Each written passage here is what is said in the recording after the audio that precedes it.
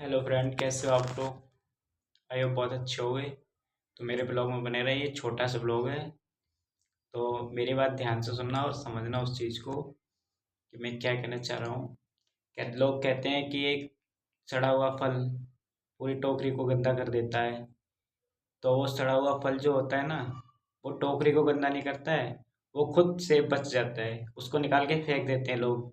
तो जो फल फेंकते हैं, तो वही आगे चल के पूरा फिर दोबारा से पेड़ बनता है, फिर वो दोबारा से फल देता है। और जो अच्छे बचे हुए फल होते हैं, उनको लोग खाते हैं। और उनके गुठलियाँ को जो है वो यूज़ में ले आते हैं कुछ कुछ। और तो फिर वो तो किसी काम के नहीं रहते, लेकिन जो सड़ा हुआ फल होता है वो तो काम का रहता है ना। तुरंत ही उसको फेंक देते हैं। और फिर वो जैसे जैसे वो खाद पानी मिलता रहता है पड़े हुए फल को, वो अपने आप, मतलब समझ रहे हो, अपने आप उपजता है दोबारा से।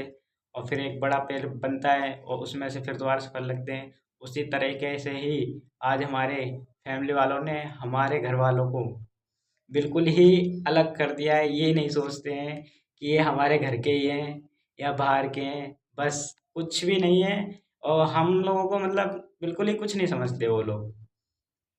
पापा मेरे बड़े हैं, तो उन्हें तो बिल्कुल ही कुछ नहीं समझते हैं। अब बात बिगड़ रही है तो कह रहे हैं अब आगे चलो। तो भाई अब हम आगे कैसे चले जब आप लोग कुछ हमें समझते नहीं हो। तो इसलिए तो जो सड़ा हुआ फल है ना, वो समझ के आप लोगों ने हमें बाहर फेंक दिया है, तो अब हम आपके किसी काम के नहीं है। अब जो लोग अच्छे हैं उनके संग रहो, उनके संग अच्छे से रहो।